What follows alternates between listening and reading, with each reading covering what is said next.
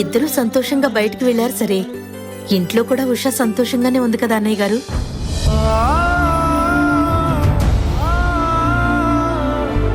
ఉషా కదంతా కొత్త చోటు, కొత్త మనుషులే కదన్నయ్య. అక్కడ అలవాటు పడగలిగిందా? అందరితో కలిసిపోతుందా?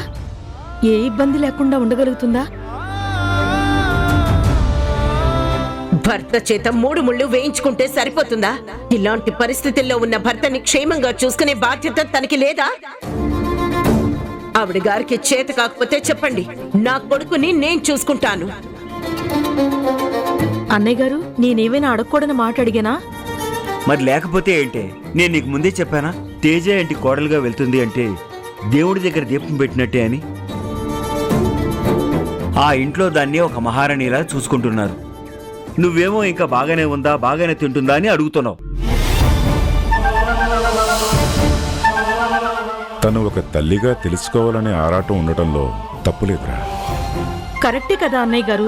ఈయనేమో ప్రతిదానికి నన్నే తప్పు పడుతూ ఉంటారు. తప్పు పట్టడం కాదే, ఎవరితో ఏం అడగాలో మనం కూడా ఆలోచించుకోవాలి కదా.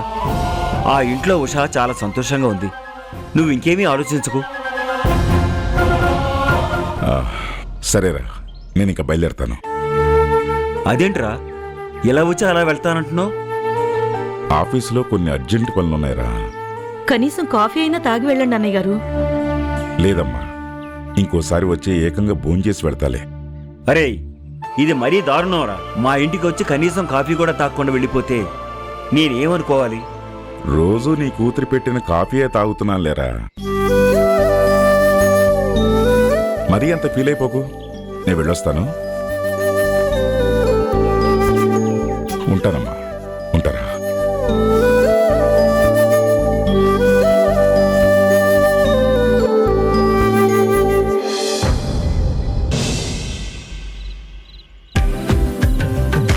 వెండి మిన్ను నీ వంట,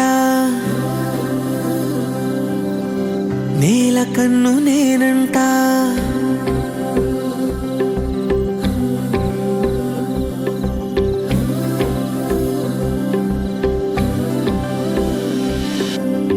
వెండి మిన్ను నీ వంట, నేల కన్ను నేనంట. నాకు నేను లేనంట, ఆదమరచిపోతుంటా.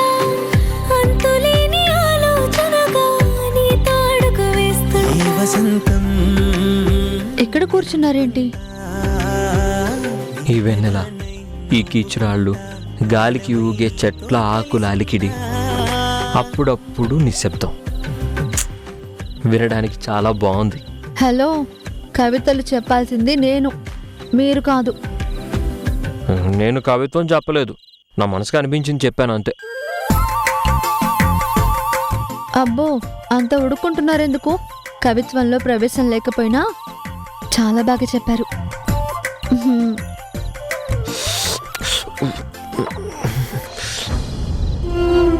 చలేస్తుందా?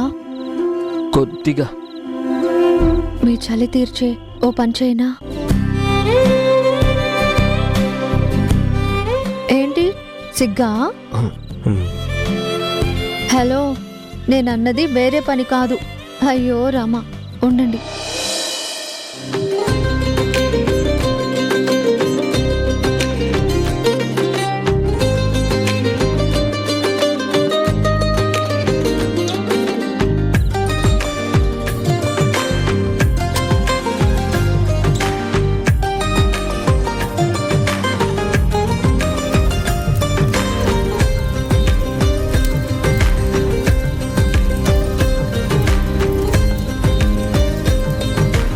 ఇప్పుడు ఎలా ఉంది? బాగుంది.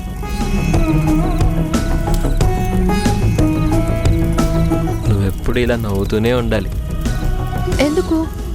నీ నవ్వు నుండి వచ్చే వెచ్చదనం, ఈ మంట నుండి వచ్చే వెచ్చదనంతో నీ కళ్ళల్లోకి చూస్తూ కాసేపు చలి కాచుకుంటాను. అబ్బో, అబ్బాయి గారి మాటల్లో కొంటెతనం కనిపిస్తుందే. అది నీకే తెలియాలి. అలాగైతే మీకు ఇంకా వెచ్చదనం ఇచ్చే ఉపాయం నా దగ్గర ఇంకోటి ఉంది. ఏంటది? నువ్వు నేను మనమిద్దరంటే ఎవరన్నా అది తప్పు మాటే.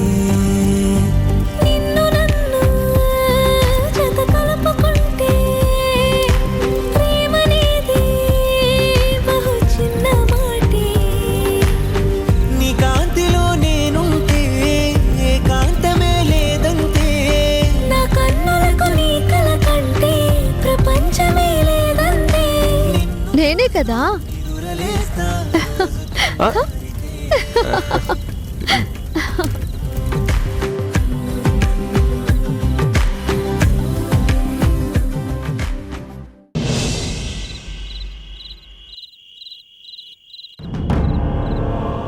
పొద్దుననంగా వెళ్ళిన అమ్మాయి ఇంతవరకు ఇంటికి రాలేదు. ఎక్కడికి వెళ్ళిందో ఏంటో.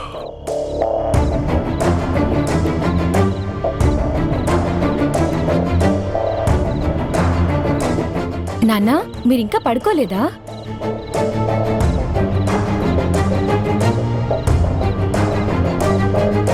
మనసు ప్రశాంతంగా లేనప్పుడు కంటికి కునికెలా పడుతుంది. ఏమైంది నాన్నా? నిద్ర రాకపోవడానికి రీజన్ ఏంటి? నువ్వే. నేనా? అవును. ఆడపిల్ల అర్ధరాత్రి వరకు ఇంటికి రాకపోతే ఇంట్లో ఉన్న తల్లిదండ్రులకి నిద్ర ఎలా పడుతుందనుకుంటున్నావు? వాట్ డు యు మీన్ నాన్నా? ఇప్పుడు నేనేం చేశానని? ఫ్రెండ్స్ ని కలవడానికి వెళ్ళాను, ఇది కూడా తప్పా? నువ్వు ఫ్రెండ్స్ని కలవటానికి వెళ్ళటంలో తప్పు లేదు. కలిసిన తర్వాత ఇంటికి లేటుగా రావటమే తప్పు. నాన్న, ఫ్రెండ్స్ అందరం కలిసి మూవీకి వెళ్ళాము. దాని తర్వాత అందరం కలిసి ఐస్ క్రీమ్ తినడానికి వెళ్ళాము. టైం చూసుకోలేదు, అందుకే కాస్త లేట్ అయింది. దానికి ఇంత క్లాస్ తీసుకోవాలా? క్షేమం చెప్తున్నా క్లాస్ తీసుకోవటం అంటున్నావు చూడు, అక్కడే అసలు సమస్య మొదలవుతుంది. ఆడపిల్ల అలంకరణ పద్ధతిగా ఉండాలి. అడుగులు హద్దుల్లో ఉండాలి. అప్పుడే ఆడపిల్ల అందంగా ఉంటుంది. ఇప్పుడు నేను పద్ధతిగా లేనని చెప్పాలనుకుంటున్నారా, హద్దుల్లో లేనని చెప్పాలనుకుంటున్నారా? ఆడపిల్లలా నడుచుకోవటం లేదు అంటున్నాను. నిన్న రాత్రి కూడా లేటుగా ఎందుకు వచ్చావని అడిగినందుకు మీ వదినికి ఎదురు సమాధానం చెప్పావంట. మొన్న ఫ్రెండ్స్తో ట్రిప్ అని చెప్పి 1 వీక్ వెళ్ళొచ్చావు. ఇప్పుడు మూవీస్ అంటూ ఐస్ క్రీమ్ అంటూ లేట్ నైట్స్ వస్తున్నావు. జాగ్రత్తగా ఉండాలి కదా. ఇప్పుడు ఏం జరిగిందని నాకు ఇన్ని జాగ్రత్తలు చెప్తున్నారు? ఏం జరగకూడదనే చెప్తున్నానమ్మా. ఏదో ఒకటి జరిగిన తర్వాత బాధపడే కన్నా ఏది జరగక ముందే కాస్త జాగ్రత్త పడాలి అంటున్నాను. ఏ నాన్న, నా మీద నమ్మకం లేదా? ఇది నీ మీద నమ్మకం లేకపోవడం కాదమ్మా, చుట్టూ ఉన్న సొసైటీ మీద ఉన్న అనుమానం. మనం ఎంత మంచిగా ఉన్నా సొసైటీ మన మీద ఏదో ఒక బురద చల్లటానికి చూస్తుంది. మనం ఎంత జాగ్రత్తగా ఉన్నా జనాలు ఏదో ఒక హాని తలపెట్టడానికి సిద్ధంగా ఉంటారు. అలాంటి పరిస్థితుల్లో నువ్వు పడకూడదనే నా బాధంతా. ఫ్రెండ్స్తో ఉండటంలో తప్పులేదు, పార్టీలకి వెళ్ళటంలోనూ తప్పులేదు. కానీ ఎక్కడికి వెళ్ళినా ఏం చేసినా మనకంటూ కొన్ని బౌండరీస్ ఉంటాయి. ఆ బౌండరీస్ని మర్చిపోకూడదు. నా చుట్టూ ఉన్న బౌండరీస్, నా చుట్టూ జరిగే సిచ్యువేషన్స్ అన్నీ నాకు తెలుసు నాన్న. నేనింకా చిన్నపిల్లని కాదు. ఎక్కడ ఎలా నడుచుకోవాలో, ఎప్పుడు ఎలా బిహేవ్ చేయాలో నాకన్నీ బాగా తెలుసు.